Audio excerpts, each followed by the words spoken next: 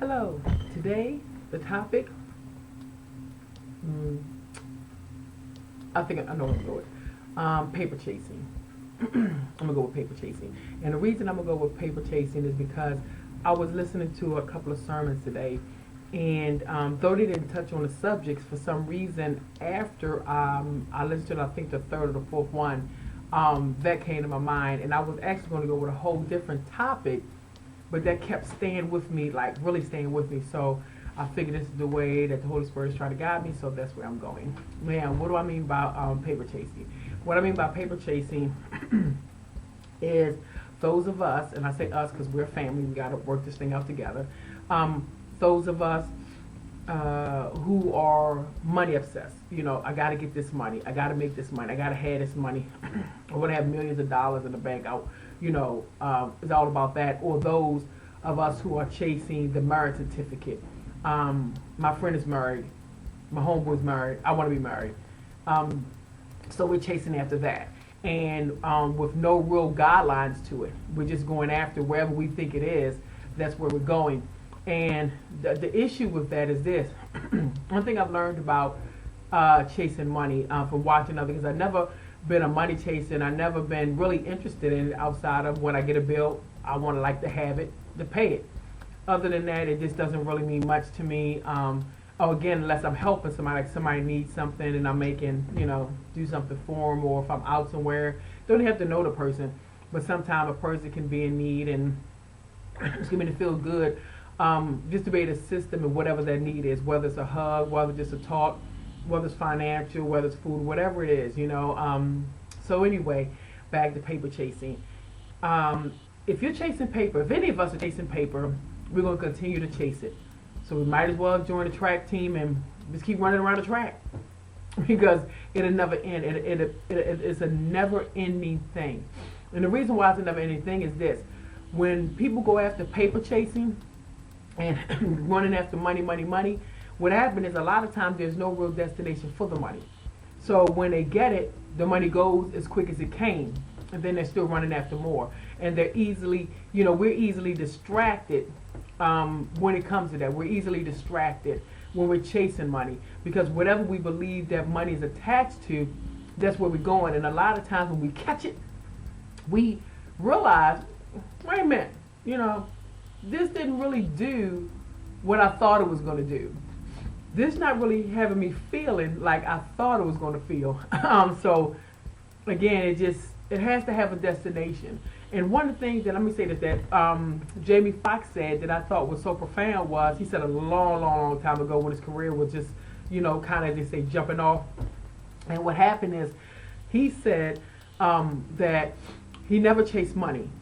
He went after his career. He went after what he loved to do, what he had a passion for, what he felt he was here on this earth to do.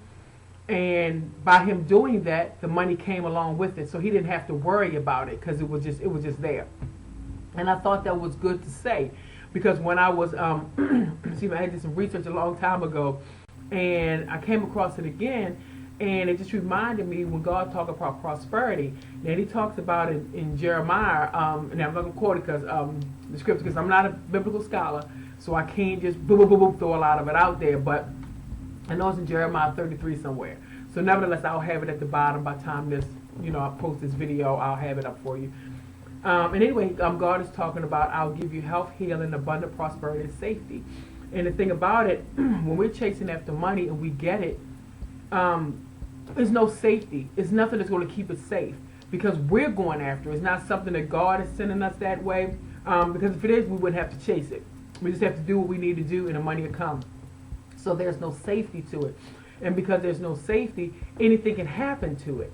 That's the same thing, with health and everything. But one of the things that I remember, and I wanted to pull this up from this book that the Lord allowed me to put together when I was doing all of this research and stuff. And one of the things it says the world system defines prosperity as money, riches, wealth, social standing, and political influence. But this is the opposite of the teaching of Jesus Christ and the Word of God. And and it says here, Mark 8:36.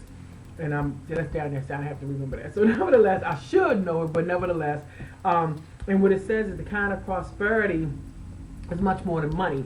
and it says how it's five areas of prosperity that the Lord really announces in the Bible. You know, it's like he's talking about spiritual prosperity, mental prosperity, physical prosperity, prosperity in relationships, and financial prosperity.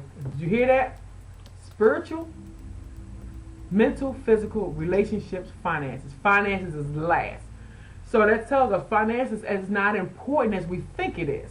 You know, of course there is some necessity, some need for it, but it's not as important as these other things. And so let me break this down too, because I thought this was kind of interesting, because when I was looking at the spiritual prosperity, and I'm like, as far as what do I remember it to be, what I think it is, and what I remember it to be, then I went back to this. This prosperity is what the Lord is talking about is being like born again, spirit filled, and living under the lordship of Jesus Christ. You know, kind of following examples and things. When he's talking about mental prosperity, he's talking about being free from fear, anxiety, worry, depression, all of those things. When he's talking about physical prosperity, he's talking about having a healthy body, being healthy, and you know, strong with God's strength. Now check that out. Strong with God's strength, and it says free from sickness, pain, and disease.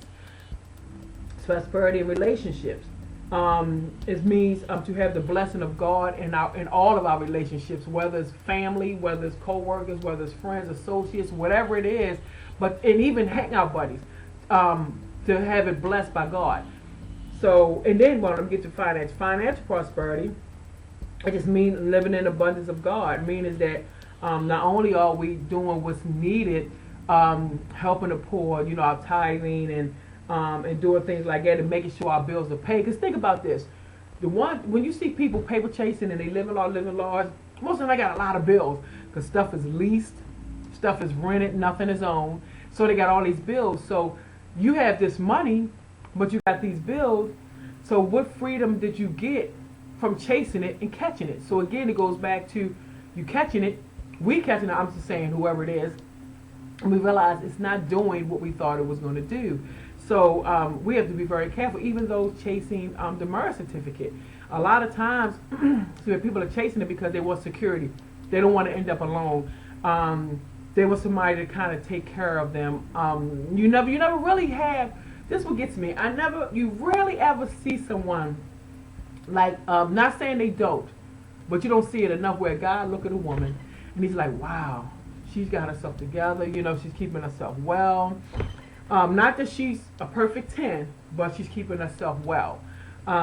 She's taking care of her home. She got a nice career. She got an automobile. She got to, take care of her family. If she has kids. If not, she's doing well. When a female is looking at a guy, handsome dude, he got his career going on.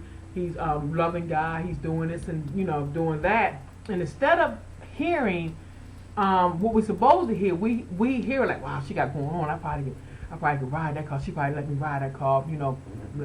Romance a little bit, do a little this.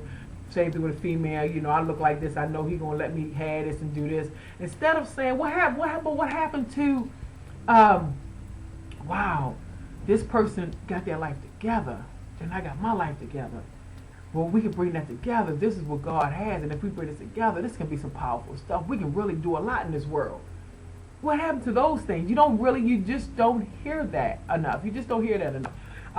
Which is kind of disheartening and sad. But I'm one of the last of the romantics, and I believe that we can get better, and it's about knowledge. That's why when other people put videos up, I listen to them, because a lot of times, even the ones that people using profanity, sometimes you can really still get something out of it. I don't repost them if I feel they can be offensive. But a lot of times, we can still gather something, even if it's no more than knowing not what to do and not what to say, what to stay away from. But anyway, I think that we should, just be more mindful of what we're chasing.